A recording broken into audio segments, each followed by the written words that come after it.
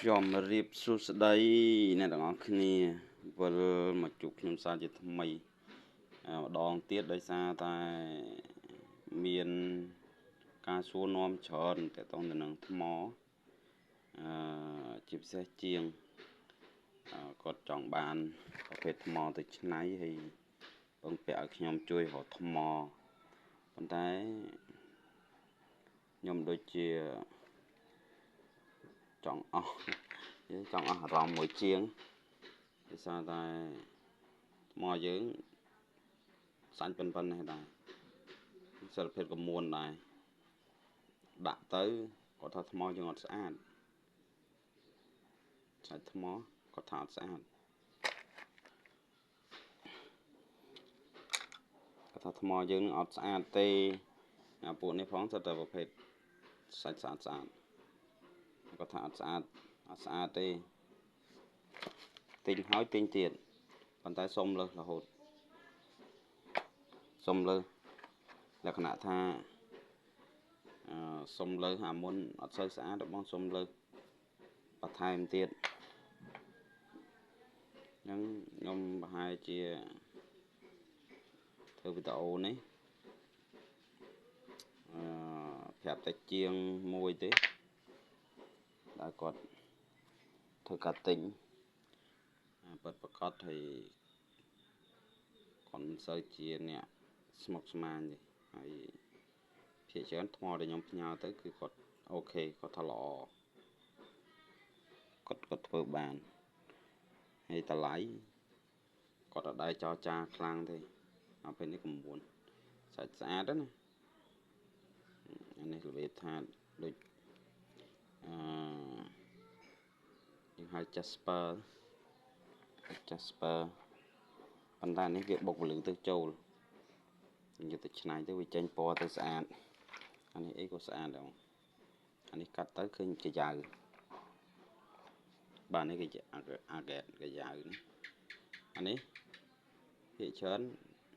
យើងបានទៅធ្វើតដោកហើយនឹងធ្វើឡត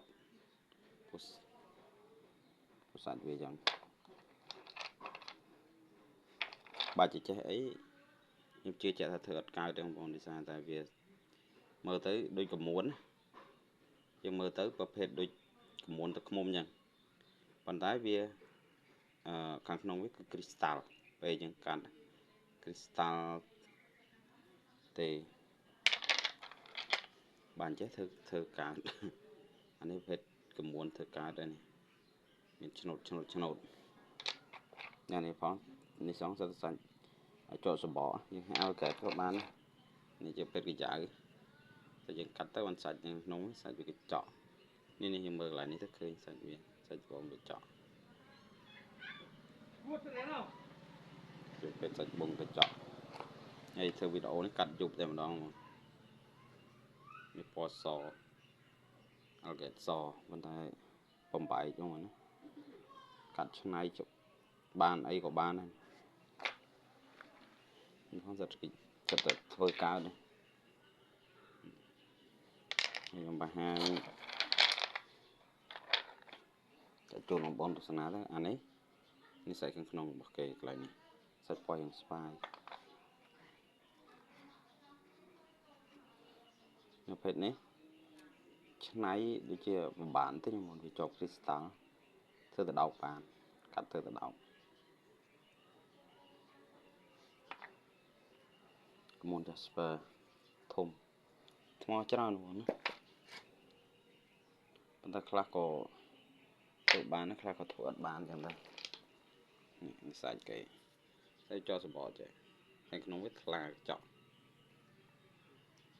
ច្រើនហើយខ្ញុំយកមកបង្ហាញម្ដងនេះ